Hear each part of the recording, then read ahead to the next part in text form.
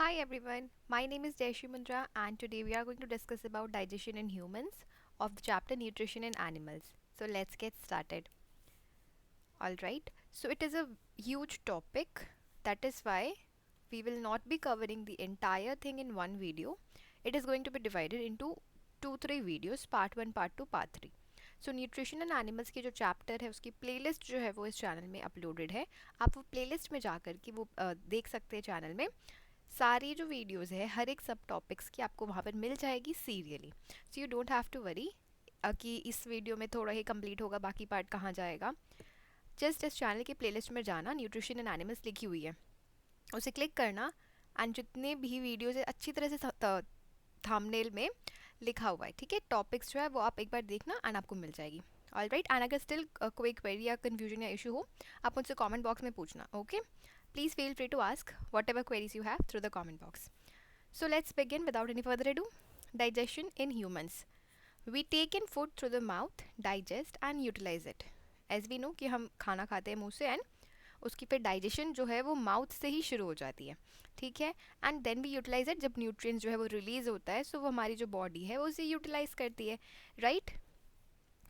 The food components pass through a continuous canal and get digested in each compartment.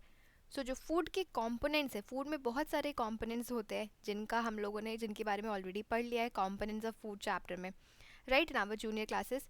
So food में बहुत सारे components होते हैं जो एक कंटिन्यूस कैनल के थ्रू पास होते हैं. Okay, this is a canal kind of thing. And हर एक कंपार्टमेंट में डाइजेशन की जो प्रोसेस है वो होती जाती है. Mouth and buccal cavity, oesophagus, intestine, large intestine, small intestine, ठीक है. डिटेल में पढ़ेंगे, no worries.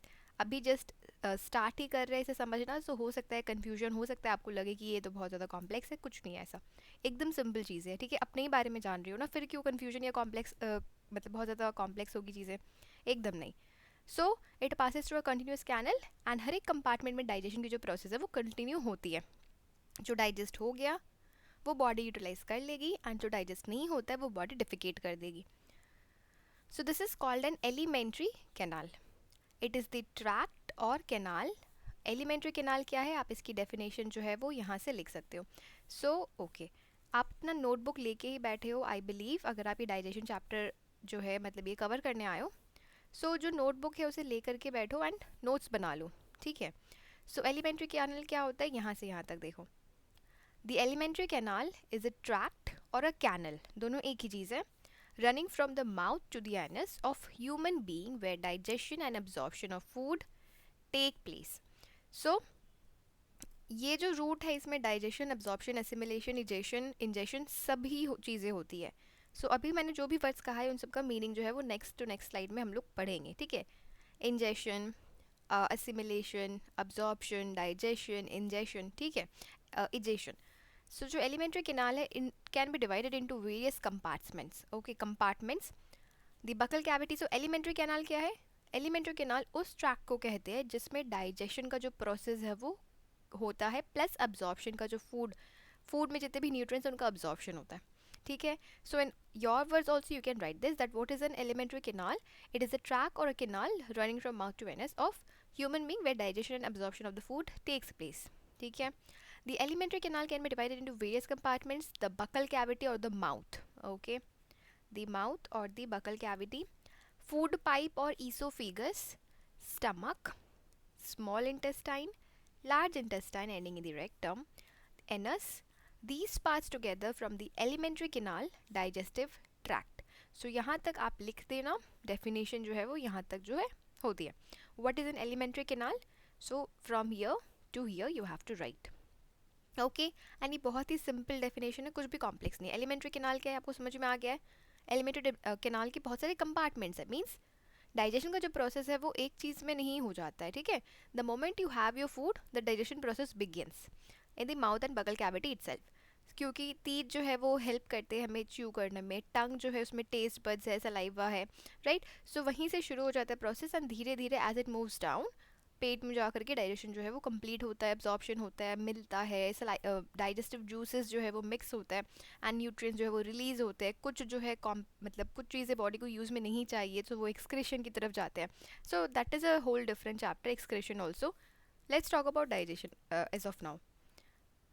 Okay, so continue कर रहे हैं. The main digestive glands which secrete digestive juices. So digestive glands होते हैं जो कि जूसेस सिक्रीट होते हैं जहाँ से. एक हो गया salivary gland, secrete saliva, then liver and then pancreas.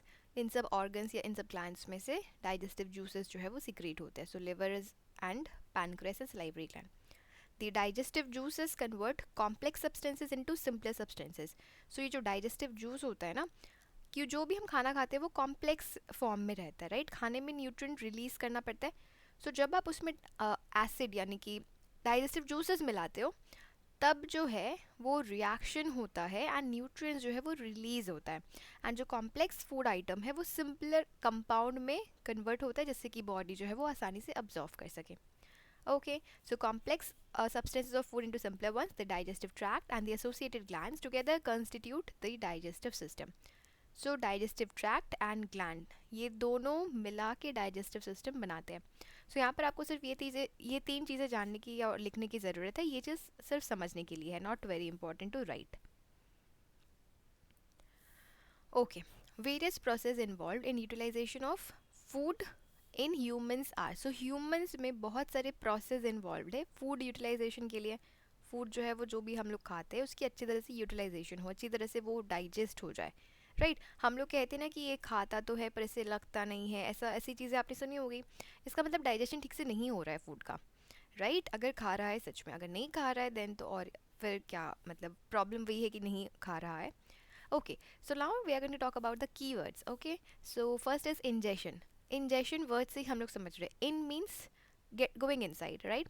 So in means the process of consuming food, drink or another substance by swallowing or absorbing it. Okay, so ingestion का मतलब ये नहीं है कि जो चीज़ हम सिर्फ खा रहे हैं, नहीं. जो हम लोग बॉडी क्रीम लगाते हैं, जो फेस पे क्रीम लगाते हैं, सनस्क्रीन वगैरह, शैम्पू जो यूज़ कर रहे हैं, हर चीज़ हमारी बॉडी में अब्जॉर्ब हो रही है and that is also part of ingestion, right. So this is why it is very important कि आप जो भी क्रीम यूज़ करो it should B free from chemicals, because वो भी हमारी बॉडी में अब्जॉर्ब हो रही है, राइट. सो इंजेशन का मतलब process of taking food, drink और कोई भी सब्सटेंस बॉडी में जाना, दैट्स इट. एंड उसका अब्जॉर्प्शन होना. डाइजेशन मीन्स फूड तो ले लिया है या फिर जो भी चीज़ें हैं, the process by which the food containing large insoluble substances is broken down into small water soluble substances is called digestion. So that is why water is very important. Now large insoluble substances जब टूटते हैं या फिर convert होते simpler substances में, उसे ही कहते हैं डाइजेशन. ओके, मीन्स पचना. सो जब कॉम्प्लेक्स खाना जो खाते हो आप, वो जब पच जाता है अच्छे से, उसे ही प्रोसेस को कहते हैं डाइजेशन. जिस प्रोसेस से ये हो रहा. दो मेथड्स है फूड को डाइजेस्ट करने के. First is physical, other one is chemical. Physical method means जब आप चबा रहे हो, खाने को पीस रहे हो. सो फिजिकल मेथड में जो भी चीज़ है, जैसे कि रोटी. सो आप एक होल रोटी जो है उसे आप चबाते हो छोटा छोटा छोटा छोटा करके बहुत देर तक, then it goes inside. So जो चबाने का प्रोसेस है उसे कहते हैं physical method of digestion. Okay, and then आपके पेट में जा कर के जो ट्रैक्ट है, उसके बाद डाइजेस्टिव जूसेस जो है वो रिएक्ट करता है एंड देन उसे एक ऐसे फॉर्म में कन्वर्ट कर देता है, सिंपलर फॉर्म में, जिससे कि जो न्यूट्रिएंट्स है वो रिलीज हो सकें.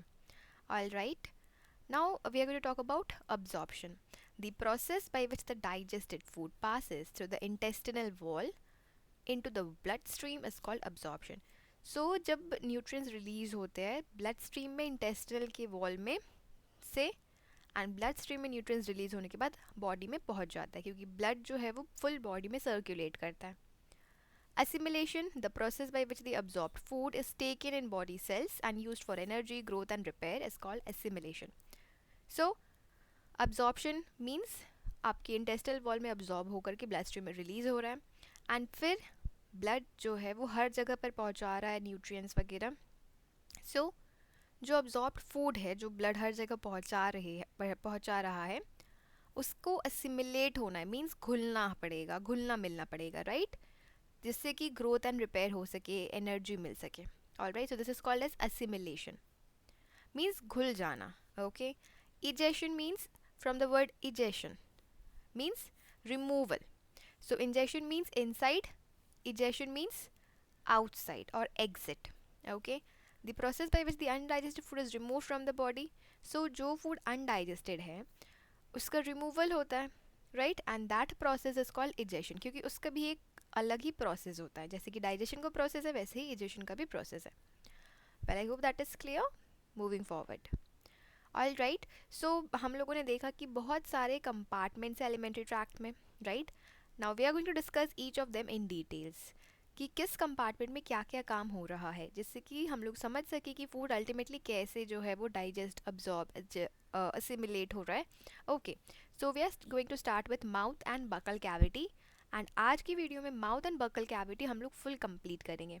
नेक्स्ट वीडियो में we will be talking about the second compartment. So stomach, intestine, esophagus, इस तरह से we will cover. So let's start with mouth and buccal cavity. The process of ingestion. Now we know what is ingestion, right? The process of taking food, drink or any other substances or by absorption inside the body, right? So जो मतलब आपको समझ में आपको वही मतलब बस उसे ही लिखना है. That's it. So the process of injection starts from the mouth और बकल कैविटी. हम लोग फूड अगर खा रहे हैं तो वो मुंह से ही इंजेक्शन की प्रोसेस शुरू हो जा रही है. As we ingest food the salivary glands present in the mouth started digestion. So जैसे हम खाना खाते हैं सलाइवरी ग्लैंड हमारे माउथ में है एंड सलाइवरी ग्लैंड क्या करता है, डाइजेशन की जो प्रोसेस है वो शुरू करता है. The teeth present in the buccal cavity cut the food into small pieces by chewing and grinding it. So buccal cavity में दांत होते हैं, राइट? एंड दांतों का क्या काम होता है, फूड को कट करने में हेल्प करना, यानी कि बाइट करने में हेल्प करना, फूड को टेयर करने में हेल्प करना एंड फूड को चबाने और पीसने में हेल्प करना, जिससे कि फूड जो है वो सिंपलर फॉर्म में कन्वर्ट होना शुरू हो. एंड सलाइवा क्या करता है, उसे मिक्स करने में हेल्प करता है. Okay, now we are going to talk about teeth in detail as well. दांतों के बारे में, जो सेट ऑफ टीथ होते हैं 32, बहुत मतलब जो ये दांत होते हैं हमारे, हर एक सेट का अलग अलग नाम होता है, हर एक दांत का अलग अलग नाम होता है depending on the position and size shape. Okay, and सबका अपना अपना रोल है. So we will be talking about है, जिससे कि आपको समझ में आए कि फूड जो है वो कैसे जो है दांत जो है वो कैसे फूड को हेल्प करता है. Okay, so salivary gland secrete a watery liquid that is saliva. As we know, जब हम बोलते हैं, अभी अगर मैं बात भी कर रही हूँ, so there is a saliva by which we can I can talk, right? So अगर ड्राई माउथ है तो आप बोल नहीं पाओगे. Okay, that is how this physiology works. आप कभी नोटिस करोगे कि अगर आप गर्मी में बाहर जाते हो कहीं, आपको जब लगता है कि आपका पूरा गला सूख गया है, मुंह सूख गया है, सो आप देखोगे कि आपको बात करने में ट्रबल हो रही है, because your mouth and lips are dried out. So that is why you are not being able to speak. So saliva is very necessary for us to speak as well. And food के लिए तो बहुत ज़रूरी है, food के साथ घुलता है, मिलता है, बोलस में कन्वर्ट होता है. Now this saliva contains digestive enzymes which helps in partial digestion of food. Okay, so इस सलाइवा में डाइजेस्टिव एंजाइम्स होते हैं जो कि फूड के पार्शियल डाइजेशन में हेल्प करते हैं. बहुत सारे एंजाइम्स होते हैं, हायर क्लासेस में इसके बारे में भी डिटेल में पढ़ेंगे ज़रूर. एज ऑफ नाउ इतना ही पढ़ेंगे. Okay, now the human physiology जो है ना वो बहुत ही ज़्यादा वास्ट चैप्टर है. सो अगर आपको बायोलॉजी में इंटरेस्ट है देन हायर क्लासेस में तो आप सभी पढ़ने वाले हो. एंड अगर दूसरे फील्ड यानी कि कॉमर्स वगैरह में जाने में इंटरेस्ट है देन इतना जानना बहुत होगा. Okay, because it is sufficient enough to understand कि किस तरह से चीज़ें वर्क करती हैं. So the tongue helps in mixing saliva with food. जो हमारे टंग होता है वो फूड को सलाइवा के साथ मिक्स करने का हेल्प करता है. So teeth and tongue both are important. Okay, this partially digested food is swallowed by the tongue and passed down to esophagus or the food pipe. So ये जो partially digested food है, tongue के through we swallow it, right? And then it passes down to the esophagus, जिसे हम लोग food pipe कहते हैं, खाने की नली. Okay, moving forward. So now we are going to talk about teeth. It's going to be very interesting and I hope आप सभी को interesting भी लग रहा है and समझ में आ रही है चीज़ें. Okay, if yes, do let me know through the comment box. Now the food is cut by the teeth inside the mouth. मुंह के अंदर जो दांत है उसके ही थ्रू हम लोग कोई भी फूड जो भी खाते हैं उसे काट पाते हैं, right? Teeth mechanically break the food into small pieces. So ये जो है ये मैकेनिकल वर्क है जो कि फूड को काटने का, तोड़ने का काम हो रहा है. These teeth very in appearance. तो हमारे दांत आप अभी नोटिस करना, सारे दांत जो है उनका शेप एक नहीं है, डिफरेंस है, राइट। द मोलर्स, जो हमारे मोलर्स होते हैं वो बहुत बड़े होते हैं, प्री मोलर्स छोटे हुए, राइट। देन कैनाइंस जो है वो थोड़े शार्प होंगे, इंसिसर्स जो है वो शार्प शार्प होंगे जैसे कि बाइट कर सकें। We will be studying about it, do not worry. Each tooth is rooted in a separate socket in the gum. So दांत होता है ना, दांत जहाँ पे है वो गम से जुड़ा हुआ है। See, if this is the teeth, okay, then teeth जो है किसी चीज़ के अंदर बाइंडेड है ना, this is that is called as gum. Okay, gums कहते हैं दांत जो है जिस सॉकेट में है। सॉकेट मीन्स जैसे कि घर पे नहीं होती है सॉकेट में हम लोग स्विच लगाते हैं, वैसे ही दांत जिस सॉकेट में, उस सॉकेट को कहते हैं गम। वही चीज़ यहाँ पर लिखी है, उसी से वो सेपरेटेड है, आप देखना नोटिस करना। Now there are 4 types of teeth, 4 तरीके के दांत होते हैं। अभी आप नोट्स पे बनाते जाओ लिखने के साथ साथ। इंसिजर्स, अगर आप बुक फॉलो कर रहे हो then do that as well. Incisors क्या होते हैं? These are four chisel shaped incisors at the center of each jaw for biting and cutting the food. So सामने की जो 4 दांत, ऊपर की 4 दांत नीचे के होते हैं, that is known as incisor. Okay, ये दांतों का नाम है। So ये जो है वो chisel shaped के होते हैं, जैसा आप शेप देखना, and that is known as chisel shaped. दोनों जॉ, मतलब जो जॉ है, जबड़ा जिसे कहते हैं, उसकी सेंटर में है, मीन सामने के ऊपर नीचे के 4 दांत। Okay, canines. सो या इंसिसर्स क्या करने में हेल्प करता है? बाइट करने में या फिर काटने में। आप कोई भी चीज़ एग्जांपल ले लो, जैसे कि पेस्ट्री, अगर आप पेस्ट्री से बाइट करें तो आप सामने की दांत से बाइट करोगे, राइट। कोई चीज़ अगर काट रहे हो तो वो सामने की दांत से बाइट करोगे, या फिर एक एप्पल खा रहे हो, right. So you will use your front teeth, right, जिससे कि आप बाइट कर सको। ओके, कोई फ्लैट चीज़ होगी तो आप बाइट नहीं कर पाओगे, बिकॉज वो स्लिप हो जाएगा। It should be little sharp, जिससे कि आप बाइट कर सको। Getting my point? Canines. So what are canines? दो large pointed teeth, just incisor के पास में जो दो बड़े बड़े टीथ है, जिस जो थोड़े नोकीले से होते हैं, just behind the incisors, incisors के पीछे, in each jaw for piercing and tearing the food.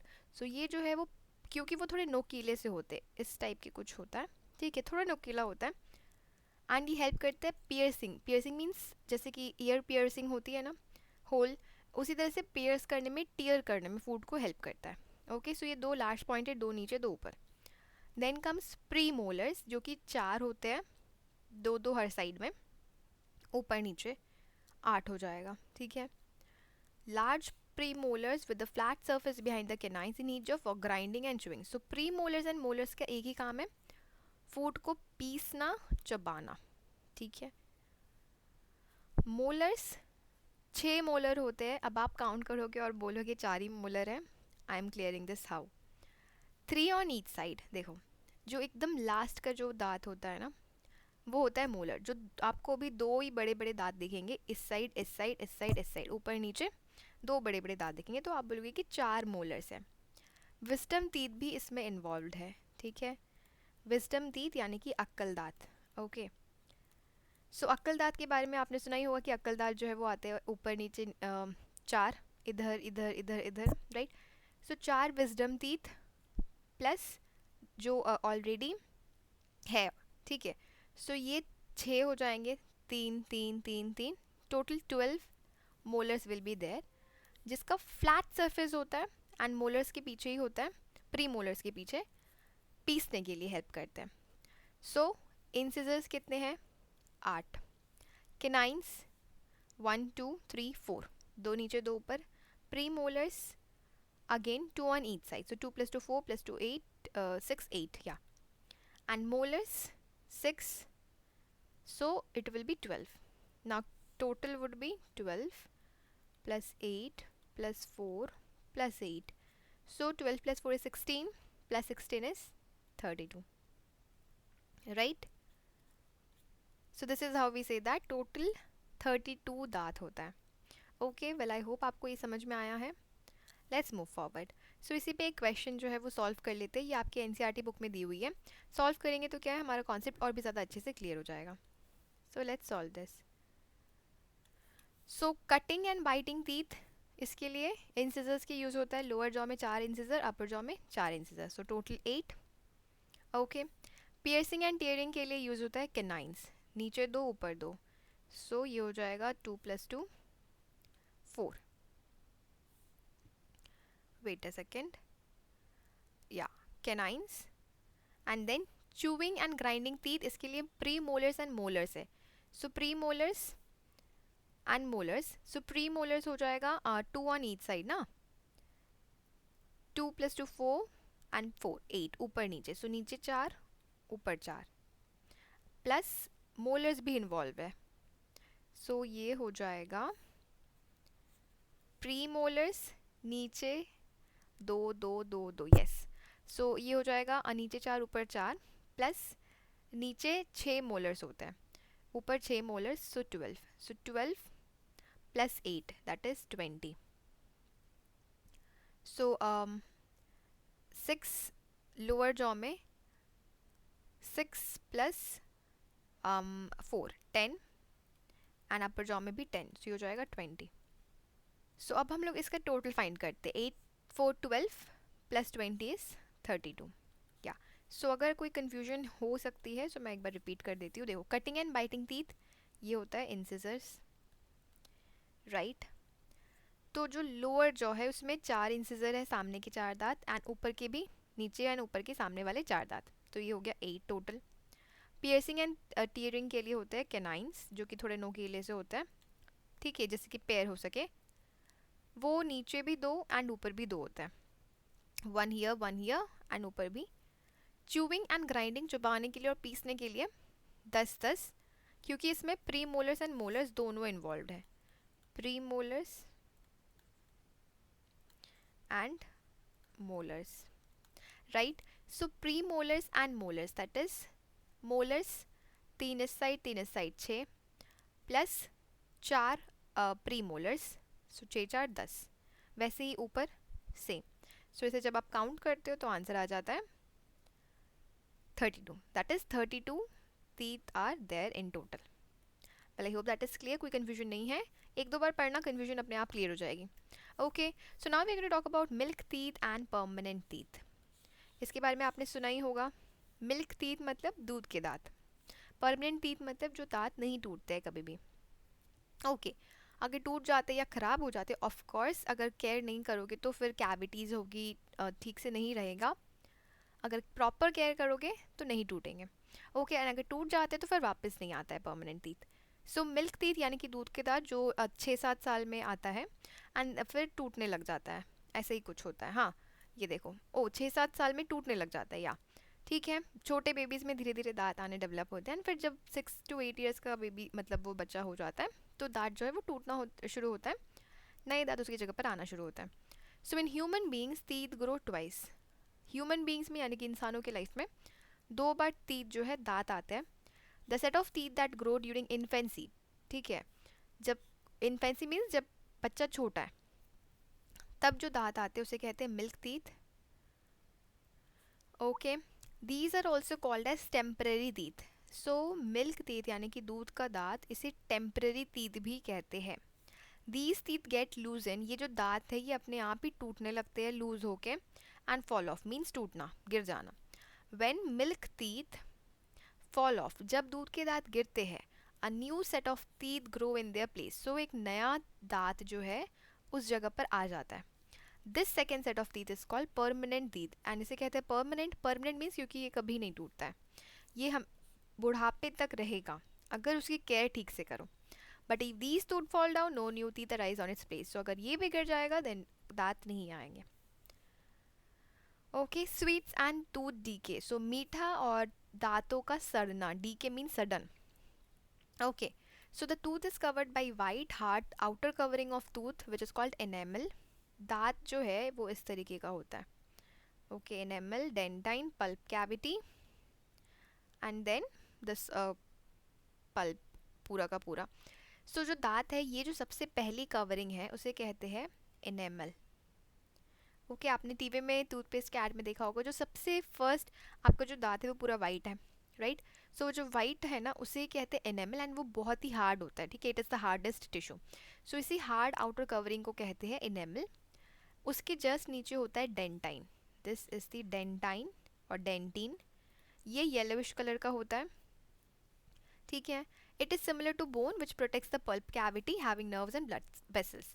So ये जो डेंटिन है ये इस पल्प कैविटी को बचाने का काम करता है, ओके, पल्प कैविटी जिसमें नर्व और ब्लड वेसल्स है, ओके, क्योंकि वो एक्सपोज हो गया तो फिर आपको दर्द होगा, क्योंकि that's blood vessels, open blood vessels, right. So जैसे हम लोग ब्लड वेसल्स देखते हैं हमारे हाथ में, स्किन से कवर्ड है, राइट। सो यहाँ पर डेंटिन एनिमल के एक लेयर है। Bacteria are present in our mouth but they are not harmful for us. So हमारे माउथ में कीटाणु होते हैं लेकिन वो हार्मफुल नहीं है। However if we do not clean our teeth and mouth after eating, अगर हम खाने के बाद मुंह नहीं धोते हैं, खाना अगर हमारे मुंह में रह जाता है, देन बैक्टीरिया ग्रो करने लगेंगे जो कि हार्मफुल होंगे दांत के लिए, जिसे हम कहते हैं दांत में कीड़ा लगना, राइट। सो कीड़ा क्या मतलब, ऐसे बहुत बड़ा कीड़ा थोड़ी होता है, वो बैक्टीरिया का जो है वो ग्रोथ होने लगता है, एंड बैक्टीरिया वो फूड खाते खाते खाते खाते दांत खराब करने लगता है। सो वहाँ पर रहने भी लगते हैं एंड ग्रो करने लगते हैं, ठीक है। These bacteria break down the sugars present from the left over food and release acids. So ये बैक्टीरिया जो है फूड जो रह गया उसको तोड़ तोड़ के उसमें से शुगर जो है वो खाते हैं एंड एसिड्स रिलीज करते हैं, दैट्स देयर हैबिट। बैक्टीरिया जो है वो they release acids, and acid हमारे दांतों के लिए एकदम भी अच्छा नहीं है। सो एसिड क्या करता है, दांतों को धीरे धीरे खराब करने लगता है, okay. This is called tooth decay. So tooth decay जो है इसे ही कहते हैं, मीन्स दांतों का सड़ना, दांतों का खराब होना, okay. Therefore, tooth decay is defined as the process of rotting of tooth and formation of cavity or holes in it which leads to the toothache.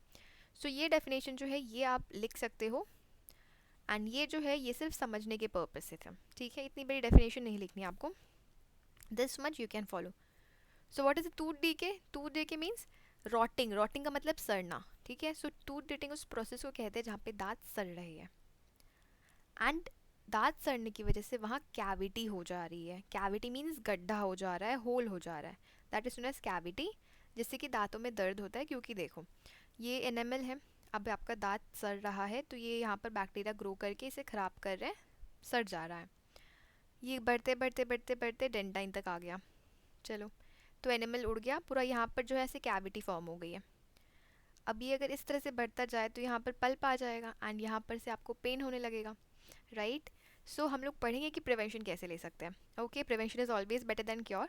So prevention ले लो, अपने दांत की केयर करना शुरू कर दो, problem solve, right. So when the holes और cavity reaches to the pulp cavity it causes pain, अगर पल्प कैविटी तक पहुंच जाएगा देन दर्द होगा।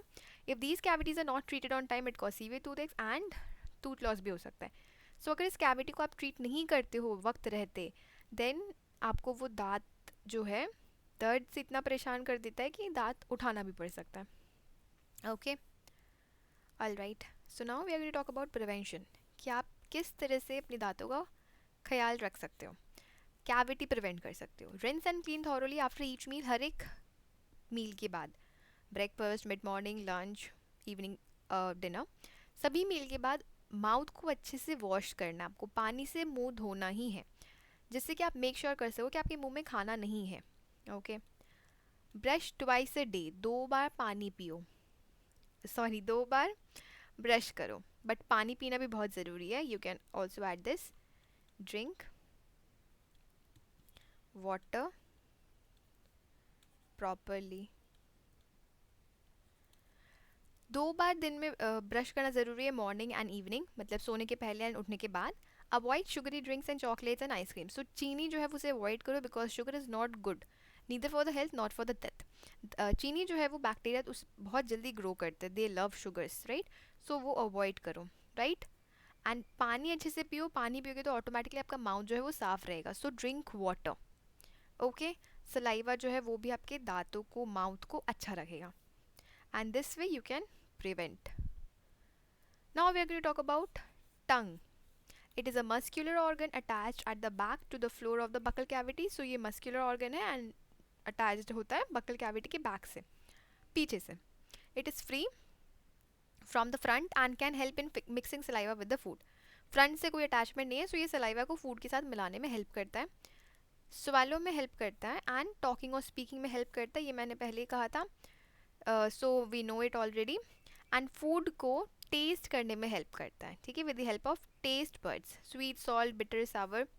सो हम जो खाना खाते हैं, हम लोग बोलते हैं ना कि ये बहुत ज़्यादा तीखा है, ये बहुत ज़्यादा मीठा है, ये बहुत ज़्यादा खट्टा है, right? How do we do that?